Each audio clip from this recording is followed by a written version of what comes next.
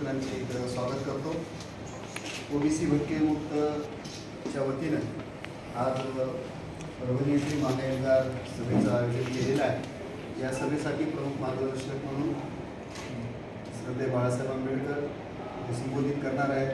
त्याचबरोबर आजच्या पत्रकार परिषदेला भटके मुक्तांचे नेते किसन चव्हाण साहेब, या सभेचे आयोजक सुरेशराव जिंपड, त्याचबरोबर भटके मुक्तांचे दुसरे नेते किशोरजी जाधव, अरुण आबा जाधव हे उपस्थित आहेत। मी सर्व पत्रकार बांधवांना विनंती करतो की आजच्या एल्गार सभेच्या माध्यमातून आदरणीय बाळासाहेबांशी आपण संवाद साधा। मी निवेदन करायचं मी म्हटलं विचारणार।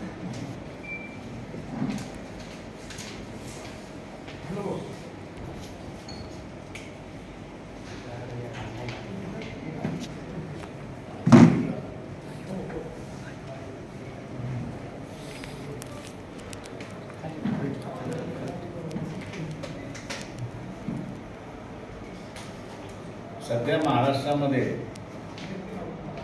दोन तट पडलेत अशी परिस्थिती आहे। एक तटाचं असणारं नेतृत्व जे आहे ते जरांगे पाटील करतायत अशी परिस्थिती आहे, आणि दुसऱ्या बाजूला ओबीसी भटके यांचा संघटन चाललेलं आहे, एकत्र येणं चाललेलं आहे।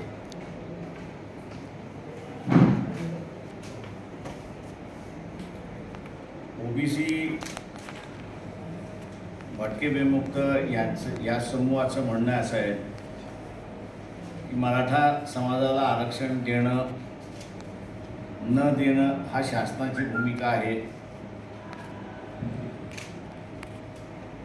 परंतु आमच्या वाट्यातलं ताटातलं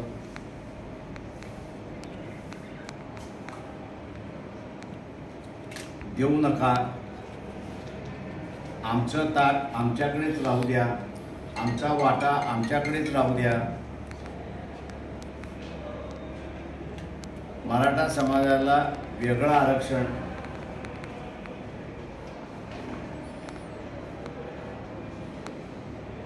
आणि वेगळं ताट हे द्या अशी परिस्थिती आहे।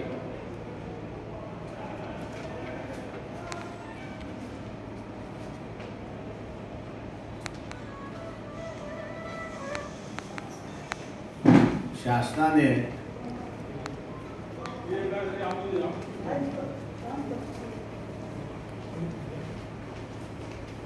जी भूमिका घेतली पाहिजे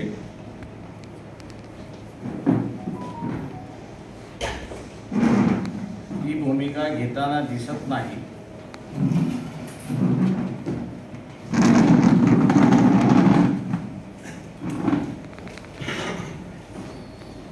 उलट हा प्रश्न चिघळेल कसा याच दृष्टीने प्रयत्न त्या ठिकाणी चाललेला आहे।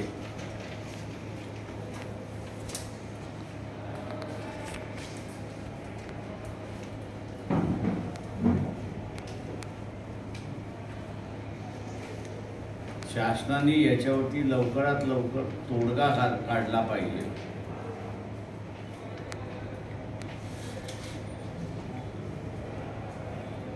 जेणेकरून जरांगे पाटील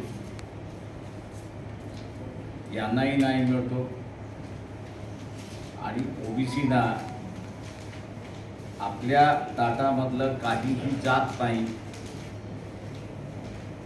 याची खात्री पटली।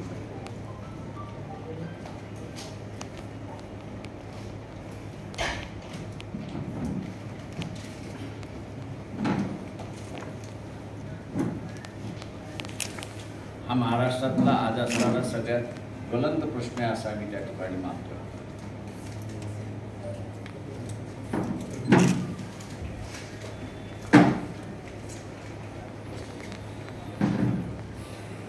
मुंबईच्या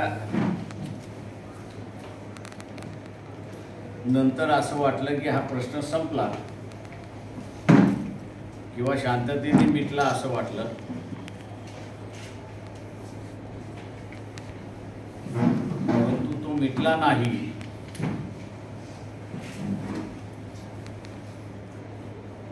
तर तो चिघळताना त्या ठिकाणी दिसतो.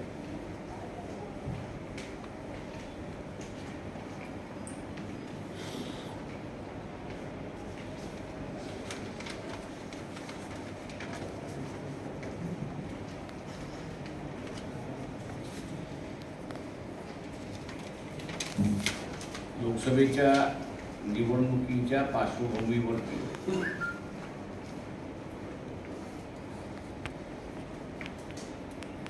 सामाजिक असंतोष राहणं हे चांगलं नाही.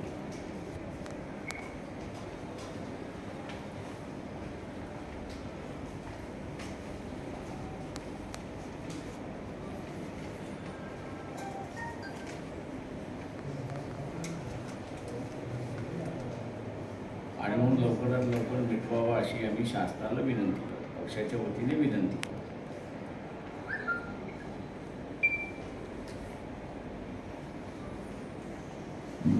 मनोज जरांगे पाटील यांनी काल जो निर्णय घेतला माझा घेतला आहे, तर कसं पाहतात त्याच्या निर्णयाकडं?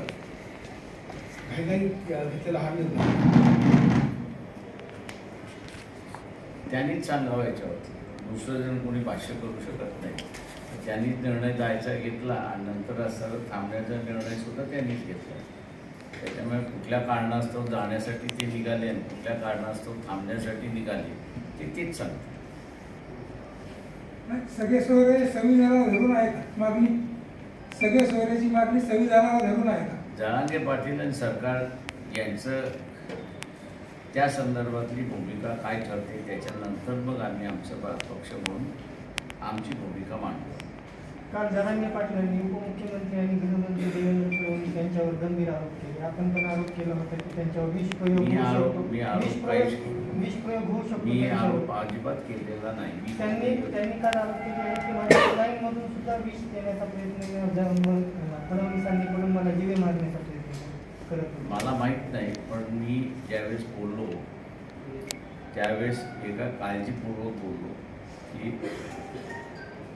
औषधं जी तुम्ही घेताय एकतर शासकीय डॉक्टर जे आहेत त्यांच्या मार्फत घ्या किंवा तुम्हाला जे माहीत असलेले डॉक्टर आहेत त्यांच्या मार्फत घ्या. कारण का अशा वेळेस न ओळखणारे डॉक्टर सुद्धा सल्ला द्यायला येतात आणि औषधं द्यायला येतात. तेव्हा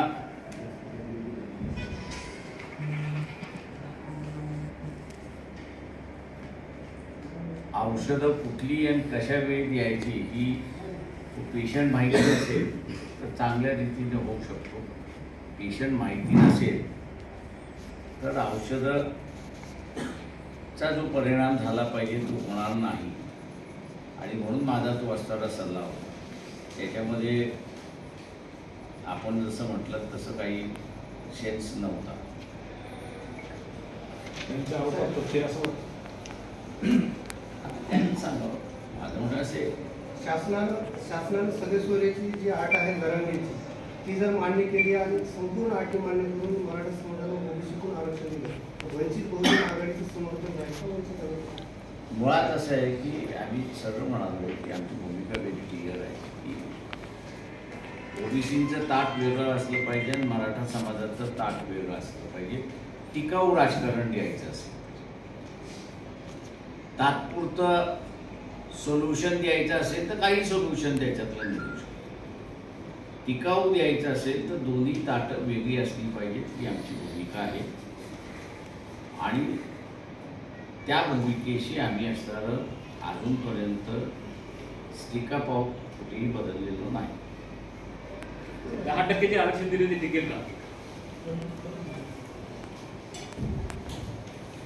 मला एकच त्याच्याबद्दलची असणारी शंका आहे की मसरान नावाचे असतात जे डिस्ट्रिक्ट जज होते, काँग्रेस डिस्ट्रिक्ट जज होते, त्यांनी राजीनामा दिलेला कोर्ट कशा रीतीने व्ह्यू करते याच्यावरती अवलंबून आहे असं मला वाटतं.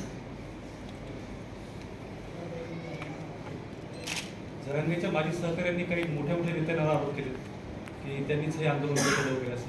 आपण कसं पाहतोय पक्षमंत्र्याकडे? जरांगे पाटील यांच्या आंदोलनामधला जो गाभा आहे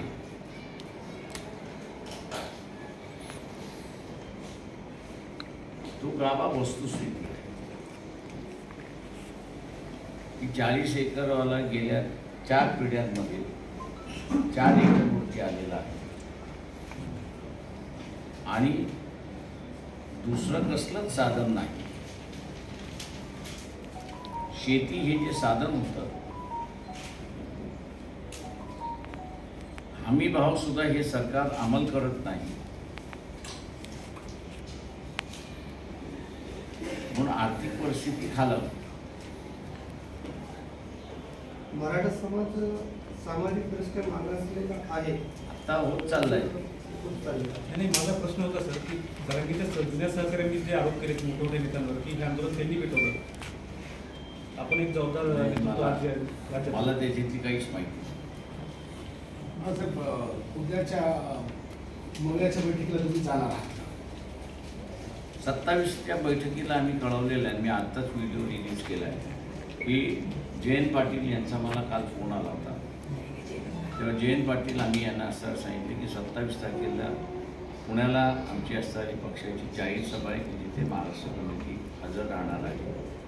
जेव्हा 27च्या बैठकीला यायला आम्हाला शक्य नाही, 28ला जर आपण ही बैठक केली तर आम्ही पक्षाचे जे प्रतिनिधी येतील त्यांच्याकडून अजून असणारा निरोप यायचा आहे. तो आत्ता 11:30 वाजता संजय राऊत यांची प्रेस कॉन्फरन्स झाली, त्याच्यामध्ये त्यांनी 27 तारीख ही धरून ठेवली आहे. 27 तारखेला आम्ही जाऊ शकत नाही. महाविकास आघाडीमध्ये वंचित बहुजन आघाडी समाविष्ट झाल्यानंतर परभणी लोकसभा ही आहे की वंचित बहुजन आघाडी पूर्वीप्रमाणे घडली का? आम्ही त्याच्यामध्ये सहभागी नाही आहोत.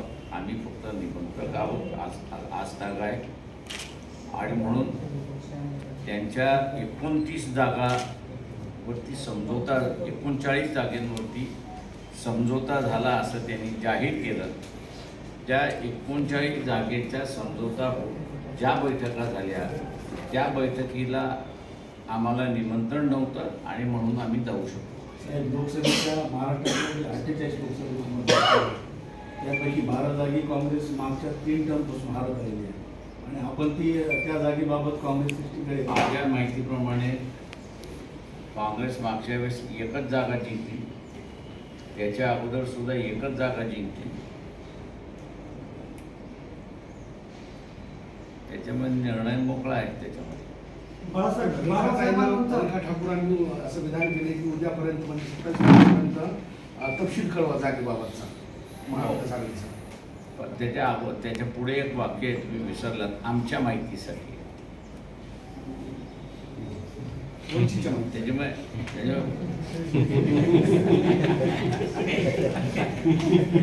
मिसकूट करायचं नाही.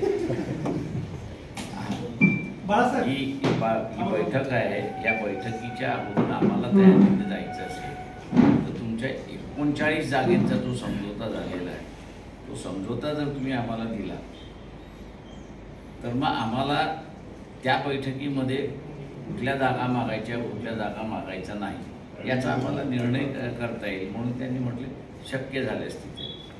बाळासाहेब, बाबासाहेबांनंतर जे कार्यकर्ते आहेत, बहुजनांचे जे काही पत्रकार आहेत, ते तुम्हाला म्हणजे बाबासाहेब एवढा जीव लावतात, पण तुम्ही चिडचिड का करतात बाळासाहेब?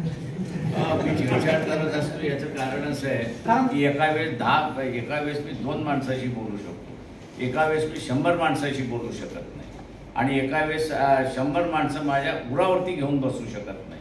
त्याच्यामुळे लोकांनी सुद्धा शिकलं पाहिजे, काही डिसिप्लिन लावली पाहिजे की ज्याच्यामध्ये ओव्हरबर्डन होणार नाही माणूस याचं बघितलं पाहिजे. ती शिस्त पाळायला शिकली पाहिजे कार्यकर्त्यांनी, पत्रकारांनी, इतर सगळ्यांनी. परभणी लोकसभा विधानसभेचं काय आहे का प्लॅन?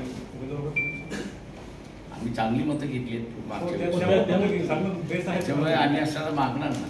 साहेब, ओबीसीचा वेगळा राजकीय पक्ष निघण्याची शक्यता आहे, तर त्या दृष्टीने वंचित टीपी मुंडे खाली बसलेलीच आहेत. त्यांचा पक्ष रजिस्ट्रेशनला गेला असं ते मला आता बसल्या बसल्या त्या ठिकाणी सांगत होते. सर भुजबळ साहेबांच्याबद्दल आपलं मत काय आहे? माझं काहीच मत नाही आहे. त्यांनी आज सभेला यायला पाहिजे होतं. मला त्यांना निमंत्रण द्यायला लोक गेले आणि ते आले असते तर मला वाटतं चांगलं झालं असतं असं. सर परभणीच्या वंचितच्या कार्यकारिणीमध्ये काही फेरबदल वगैरे निवडणुकीच्या डिझॉल्व्ह झाले असं मला रेखाताईंनी सांगितलेलं आहे.